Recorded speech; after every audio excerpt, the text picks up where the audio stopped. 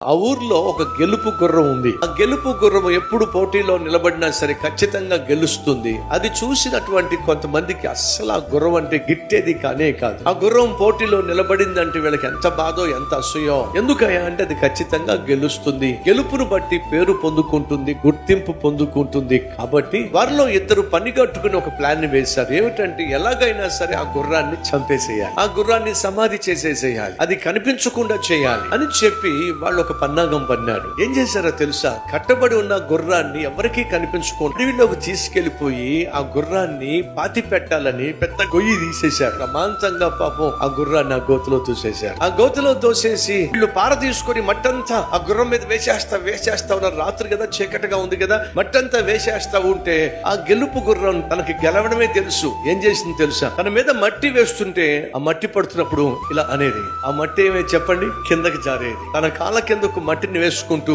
ఒక్కొక్క అడుగు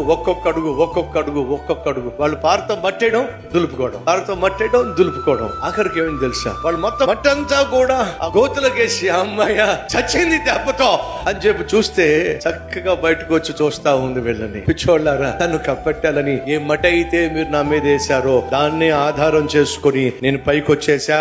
అర్థమవుతుందా? గెలుపు గుర్రాలు అంత సులభంగా సమాధి కావడం సాధ్యము కాదు. ఇప్పుడు ఒక ప్రశ్న వేస్తున్నాను. ఆ గుర్రం గుంట్లో పడింది కదా, అది బయటికి రావడానికి ఆధారపడింది ఏంటో చెప్పండి. వారు కప్పెట్టిన మట్టే.